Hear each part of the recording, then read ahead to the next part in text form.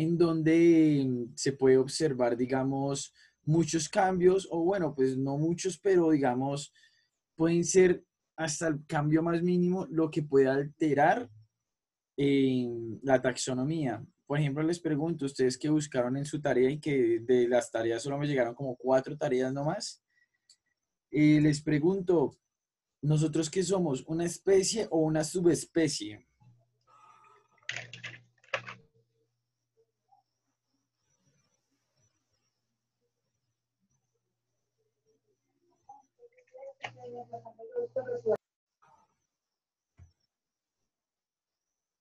A ver, ¿quién me puede contestar eso? ¿Qué? Si somos una especie o una subespecie. ¿Una especie? Yo digo que subespecie. Una Yo que especie. subespecie, porque a la medida en que fuimos evolucionando, ¿no? O pues también desde varios puntos de vista, ¿no? No podría decir que es especie o subespecie. O cada uno tiene su punto de vista. ¿Cómo cuáles, Julián? Pues, de la parte de la religión, pues sí se dirían que somos especie, ¿no? Y ya pues de la parte científica, pues ya uno diría que es subespecie porque las células y todo eso vamos evolucionando. Muy bien, pero bueno, acá sí tenemos que separarnos como un poquito de la parte religiosa, ¿listo? Porque digamos, todos esos estudios son, digamos, más a nivel científico, o toda esta clasificación es a nivel científico, pero tiene toda la razón en decir que somos una subespecie. ¿Por qué? Porque nosotros hemos dado, sí, tanta, digamos, a la parte de la evolución que hemos llegado a clasificarnos como subespecie. Entonces, la subespecie lo único que hace es que dentro de una especie sacamos otro rasgo adicional. Por ejemplo, nuestra especie es Homo sapiens, pero nosotros, como seres humanos, como las personas, podría decirse que somos de la subespecie Homo sapiens sapiens. ¿Listo? Entonces, ¿por qué Homo sapiens? A ver, ¿quién me puede decir? Eso quiere decir hombre que piensa. Muy bien, exactamente. Entonces, fíjense que el Homo sapiens, como ustedes saben, pues se limita a que nuestra, digamos, nuestro rasgo característico dentro de todas las características que ya tenemos, como nuestras características, donde podemos, digamos, apreciar como, por ejemplo, que somos placentarios, mamíferos, etcétera. Adicionalmente, pues somos la única especie que tenemos, digamos, un razonamiento frente a las demás especies animales. No distamos de ser animales. ¿Por qué? Porque muchas veces nos referimos a los animales como si fuera algo aparte. Y realmente nosotros somos animales, pero no tenemos una clasificación que somos animales racionales, es decir, animales que podemos razonar frente a las demás especies animales dentro de los mamíferos. Profe, una pregunta. Sí. Si nosotros venimos de los simios, de los monos, ¿sería posible que nos transfirieran sangre de ellos? Pues podría darse, pero realmente no tanto porque los anticuerpos que desarrollamos nosotros son distintos. O sea, realmente nosotros tenemos una similitud en cuanto a, digamos, nuestra cadena de ADN a los monos, más o menos, a los primates, porque realmente no son los monos, porque los monos son los que tienen colita y todo eso. Nosotros venimos es de los primates. Nosotros, digamos, tenemos una coincidencia en el ADN con ellos de aproximadamente el 98 al 99%. ¿Sí? Entonces, digamos, estos ya son más las secuencias génicas y la como cercanía que tenemos con ellos, ¿sí? Pero de ahí a que podamos transferirnos sangre y todo eso, pues ya es complicado también en el sentido en que los anticuerpos que se desarrollan a nivel, digamos, de cada uno de los mamíferos es diferente.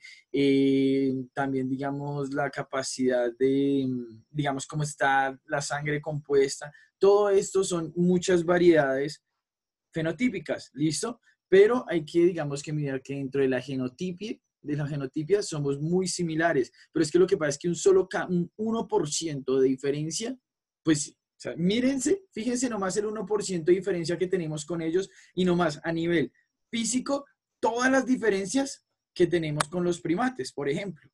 Entonces, si es solo un 1%, hay muchos cambios a nivel fisiológico, a nivel, digamos, estructural, que ese 1% se ve expresado. ¿Listo?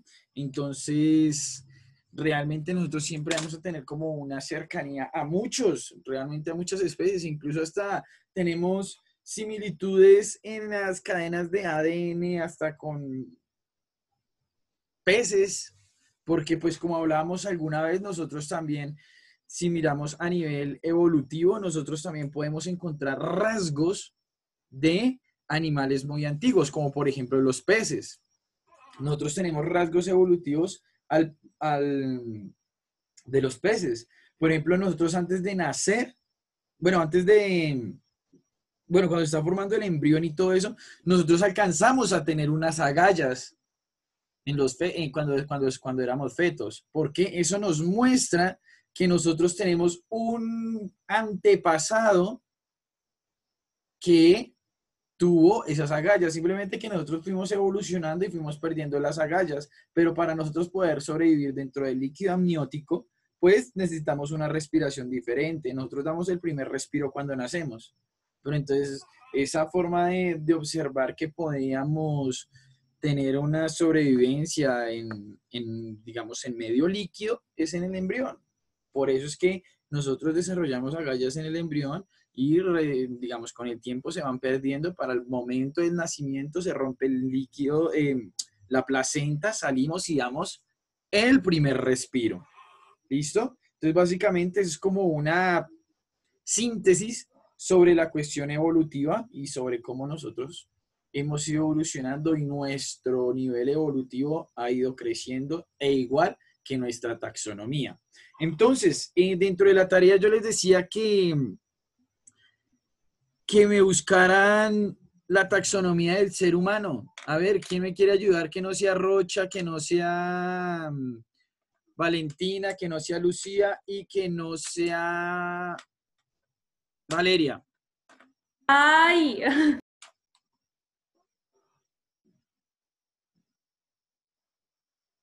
Ay, ni Daniela tampoco. Uy, ¿por qué, profe? ¿Por qué no? Entonces, Yo, a ver. pues primero estamos en la clasificación de los animales, Sí. porque nuestra organización celular es eucariota y pluricelular, ¿sí? Tendríamos también nutrición heterótrofa, perdón. Todas las especies de animales se reproducen sexualmente, entonces, por ende, también pertenecemos al animal, después pertenecemos a la sección de los corvados, después mamíferos, primates y los homínidos y por último a los homo. ¿Alguno más que quiera agregar algo? Entonces podemos asumir que básicamente los únicos que hicieron la tarea fueron 4 o 5 personas.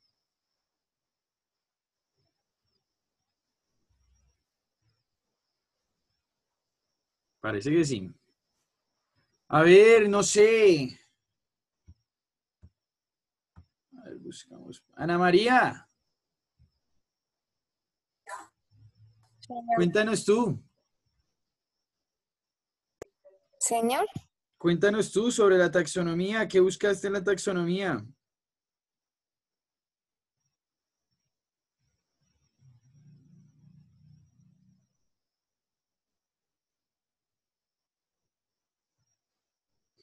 Se nos desmayó Ana María, qué vainada.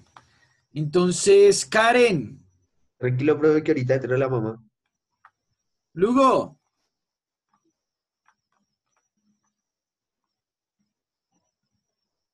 Lugo a la 1, Lugo a las 2, Lugo a las 3, no está en clase. Listo, John.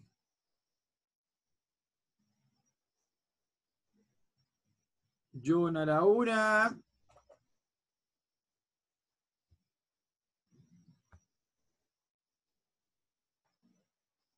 Bueno, por lo menos está en clase. A ver. Manuel Barreto. Ay, yo no sé. Listo, entonces ya van dos que ni idea de tarea.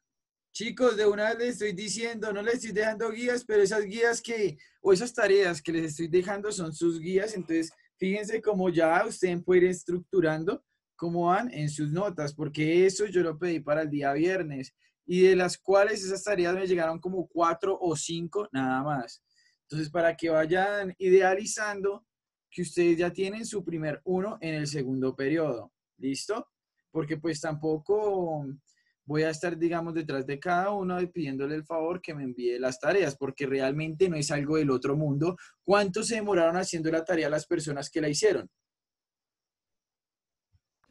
Como 2 horas.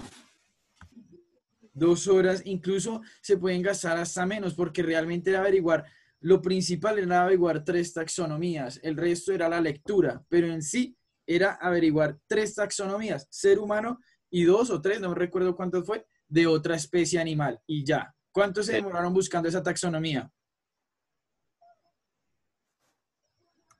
Media hora. Media hora, no les pedí más, porque entonces, si quieren volver a los sistemas de guías, ustedes me dicen, y retomamos el sistema de guías, y en la clase no les dejo ninguna sola tarea, y ya, porque pues veo que realmente así tampoco va a funcionar. Entonces sería bastante complicado este asunto, porque pues uno les está explicando, pero pues tampoco hacen las tareas, entonces ya culpa mía no es. Profe, Entonces, yo como tengo les una digo, duda. básicamente 5 personas, creo que no fue más, que me enviaron esa tarea. Entonces, ¿alguno más que quiera hablar sobre la taxonomía que les pedí? Profe, yo tengo una duda. Sí, cuéntame, Valentina. Profe, es que pues en lo que yo estaba investigando, no entendí una parte que era que el ser humano carece de un tipo de nomenclatural. No entendí muy bien qué es eso. Exactamente qué buscaste o qué leíste. Las controversias sobre la taxonomía del ser humano. Es que bueno, también hay que entender una cosa, dentro, digamos, de la taxonomía hay tantos cambios y es como tan dinámico el asunto que pues realmente podemos estar excluidos de ciertos taxos, porque pues taxos hay muchísimos. Entonces conocemos que el orden, la clase, el filo, subfamilia, familia, tribu, existe muchos taxos y podemos estar excluidos de uno. De hecho, hace poco, pues no hace poco, lo digo hace poco porque pues fue hace unos años, hubo un cambio bastante grandísimo y bastante notorio dentro de lo que es la taxonomía. ¿Ustedes recuerdan alguna vez, por ejemplo, cuando ustedes eran pequeños, vieron sobre reinos, un reino que se llamaba Mónera? Sí. Sí, sí, sí. Ese reino ya no existe, ¿Por qué? porque ese reino, o sea, realmente clasificaba principalmente lo que eran, creo que bacterias, bueno, algunos Sí, como elementos unicelulares, entre ellos pues también estaban las bacterias, habían otros ahí. Pero entonces, Perdón, pero tengo muy internet. no te preocupes, pero realmente, pero sí, este año cuando yo estaba haciendo lo del servicio social ese, allá en el colegio a los niños se les están dando esos reinos. El Monera también estaba. sí, pues es que lo que pasa es que aún hay, digamos, obviamente las personas que no son como afines, muy afines a la biología, pues todavía maneja mucho término que es antiguo. Pero realmente el reino Monera ya no existe. El reino Monera, ahorita de hecho hay una pelea grandísima entre, digamos, los dominios y los reinos, que ahorita lo vamos a ver en una diapositiva para observar cuáles son los reinos que existen realmente actualmente, porque pues el Monera ya no clasifica como un reino actual. Listo, entonces, fíjense esta pequeña clasificación taxonómica a nivel desde la parte ancestral sobre, sobre todas las especies. Entonces, fíjense que acá podemos encontrar esa convención clásica del usted está aquí. Entonces, fíjense como toda esta clasificación que vamos a encontrar. Entonces, los reinos, fíjense los reinos que tenemos actualmente. El reino animal, el reino plantae o de las plantas, el protista. Acá es donde hay una pelea pues un poco complicada respecto a si es dominio o reino, pero pues yo los clasifico en el momento como reino, que son bacteria y arcae, ¿listo? Y el reino fungi. ¿Cuál es el reino fungi? Los hongos. Los hongos, exactamente. Entonces, fíjense la cantidad de especies y eso que pues acá no se ve como tanto, pero pues si nosotros hiciéramos un zoom grandísimo en cada una de estas, pues vamos a ver muchísimas más líneas, porque especies animales hay millones y millones y millones. Si no más en los insectos, se calcula que hay más o menos aproximadamente como 3 a 5 millones de especies y se predice que pueden incluso haber más de 10 millones de especies de insectos, en solo los insectos. Entonces imagínense las demás especies, pues los insectos obviamente tienen muchísima más variedad, pero imagínense nomás si solo hay 10 millones de especies, pues en los demás, digamos, pues nos van a ver de 100.000, 200.000, 1.000.000, pero pues ya representa, digamos, un gran número de especies. Entonces, es una clasificación así como lo que llaman el árbol de la vida, porque fíjense cómo se han dado los niveles evolutivos. Entonces, acá hablamos desde el punto central, desde los primeros ancestros, y fíjense cómo vamos a encontrar que entre nuestros primeros ancestros. Listo, Emily. Espera que había una pregunta y no la leí. Cordata. Julián, los cordados, o bueno, la parte de cordados se le da el nombre debido a que... bueno, ¿quién sabe eso? ¿Por qué cordados? Porque tienen columna vertebral. Exactamente. Porque tienen columna vertebral. O cordón. Antes se le denominaba un cordón, no me acuerdo bien el nombre, pero era un cordón, que era, digamos, como esa fibra que está ahí, que es la columna vertebral. Porque realmente la columna vertebral no es la parte como solo del hueso, sino, digamos, también va incluido toda la parte de la médula espinal, ¿sí? Porque realmente la columna lo que hace es cuidar esa médula. Entonces, fíjense cómo las primeras especies, cuando nosotros hablamos de las primeras especies, fíjense que, ¿dónde van a estar? Aquí, entre las bacterias y las arqueas principalmente, fíjense. Las arqueas fueron las que llevaron las primeras especies aquí en el mundo, ¿sí? Y por eso se denominan arqueas, ¿listo? Arqueas son como una clasificación de bacterias unicelulares, pero también, digamos, significa que son, pues valga como el nombre así, pero es para que, digamos, ustedes lo relacionen, arqueológico. Sí saben qué es arqueología, ¿cierto? Que es el estudio, digamos, de todas estas especies antiguas, ¿cierto? Entonces, fíjense cómo las arqueas son como las primeras que vamos a encontrar en el mundo. Entonces, fíjense que después, ¿hacia dónde partimos? Hacia toda la parte de las bacterias. Fíjense cómo luego nos fuimos a la parte de los protistas. Aquí creció el reino fungi. Y bueno, fíjense cómo a nivel, digamos, de evolución se van a dar todos estos cambios. Porque todos estos crecimientos o todas estas taxos es la cercanía que tenemos con las otras especies. Entonces, fíjense cómo la relación que hay, por ejemplo, aquí en fungi, con, por ejemplo, acá, con animales, por ejemplo. Fíjense dónde está más relacionado fungi, con animales o con plantas.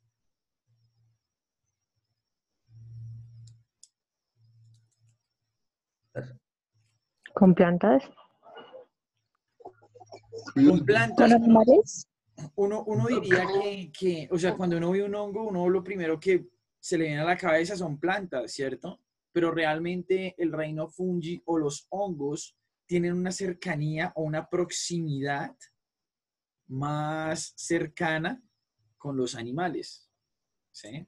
Entonces, por eso es que estos dos taxos están más cerca que con las plantas, porque nosotros, o sea, porque realmente fungi es más cercano a los animales que a las plantas, porque realmente el reino fungi de planta no tiene como mucho, sino más, digamos, estructura, digamos, bueno, estructura no, sino, digamos, comportamientos, podría decirse, entre comillas, animales. Pero, profe, una pregunta, ¿en dónde crecen los hongos?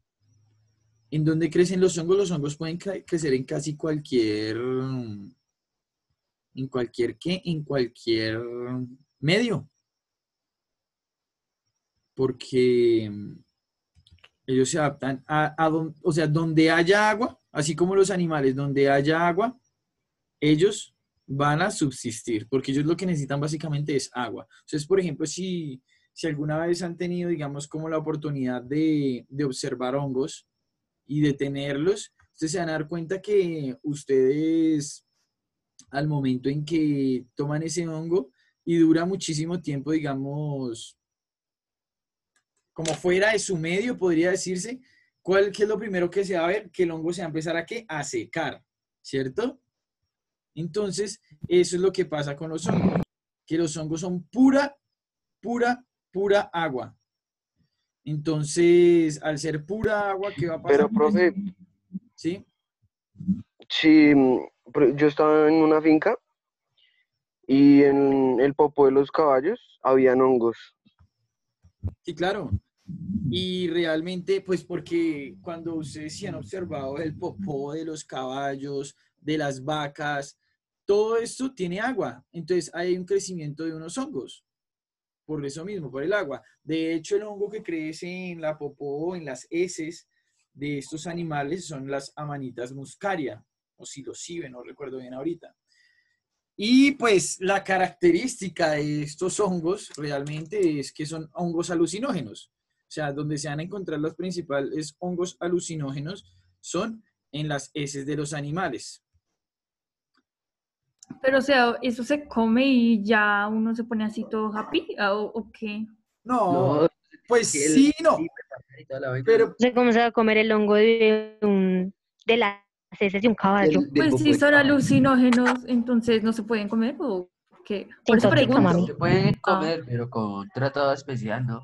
exactamente, sí, eso digamos tiene como su trato, su proceso y todo eso para poder ser consumidos. Principalmente, o sea, esos los hacen es como con agüitas, como con aguapanelas, digamos, los antiguos indígenas mezclaban mucho con bebidas calientes, para eso mismo. Yo me imagino ese desayuno de chocolatico con hongos alucinógenos. Ay, Aguapane. Bueno, entonces, sistemática y taxonomía. Entonces, acá vamos a encontrar, digamos, como las dos diferencias. La sistemática es el estudio de la clasificación de las especies con arreglo a su historia, que fue lo que acabamos de ver. Esto es sistemática. Los cambios en toda nuestra filogenia a nivel evolutivo. ¿Listo? Esto es sistemática. Como la cercanía que nosotros tenemos con animales, como por ejemplo, digamos, uno se pone a observar los crustáceos, que los crustáceos, por ejemplo, son muy cercanos, muy cercanos a los insectos, más que a las arañas. Bueno, es una cosa así súper grandísima. ¿Listo? Entonces, es la ciencia de la diversidad, es decir, la organización del conjunto total sobre los organismos. Incluye estudios de paleontología, ecología, taxonomía, etcétera. ¿Listo? Porque pues obviamente para nosotros podemos desarrollar qué es o dónde está ubicado este bicho. Tenemos que entender también todo el contexto en el cual digamos, se encuentra. Entonces, su nivel evolutivo, que dónde vive, que dónde habita, que qué come, bla, bla, bla. Y pues la taxonomía realmente es la clasificación. ¿Listo? Entonces, solo nos limitamos como a la clasificación. Y pues la clasificación y, bueno, la taxonomía y la sistemática están muy relacionadas en ese sentido. Porque pues si dentro de la sistemática cambia algo, pues obviamente en la taxonomía va a terminar cambiando. Porque imagínense si nosotros, por ejemplo, el día de mañana sale un estudio, que pues obviamente no va a pasar, sino simplemente es hipotético, sale un estudio donde no encontraron que tenemos un gen que no viene del primate, sino del mono. Entonces ya cambiaría muchísimas cosas en la parte taxonómica. ¿Sí? Entonces, Profe, y pues yo vi ahí como en la taxonomía que como hacen la científica con los vegetales. Eso sí no lo entendí. ¿cómo así? O sea, como la revolución de los vegetales, ¿es que es? Es que las plantas son un cuento bravo. O sea, realmente han pasado por por muchos, ¿cómo se diría? Por muchos sistemas de clasificaciones, ¿sí? Entonces, todos esos sistemas de clasificaciones van variando, ¿sí? Entonces, por eso es que se llama, pues no sé, no, yo lo asumo con lo de la revolución de las plantas y de su clasificación, es por ello, porque pues realmente ellos han pasado por muchos sistemas de clasificación. De hecho, ahorita el último, esperen, yo miro, que no lo tengo claro, porque pues de pronto ya incluso, es que tienen digamos, variedad de nombres y hasta hace, creo que fue en el 2015, 2014, no recuerdo bien, que se volvió a reestructurar todo el sistema taxonómico de las plantas por el A3, algo así, es que no recuerdo bien ahorita el nombre, ahí sí les diré ahora. Pero entonces sí, todas esas cambian. Entonces, por ejemplo, les cuento que yo el año pasado, yo tuve que hacer un trabajo en el jardín botánico. Entonces, imagínense que el jardín botánico pues obviamente tiene todo actualizado en las plantas. Y el árbol que yo tenía que estudiar, Una pregunta. ¿sí? Al fin lo del árbol este año, ¿qué? Pues esperemos a ver. Esperemos a ver qué pasa, Julián, y a ver cómo evoluciona todo. Y Porque profe, y esa el mío abeja que quedó está abandonado. matando las abejas. ¿Cómo? El mío quedó abandonado. Nada. Entonces, de vez en cuando dígale a alguien que de pronto que iba cerca que le eche agüita o algo, para que no me muera. No, pero ¿quién va a ir hasta Mi dónde? árbol ahora dice, hola, soy Groot. Ah, no, dice, yo soy Groot. Arre. Profe, y la avispa asesina. Entonces, espérense. Profe,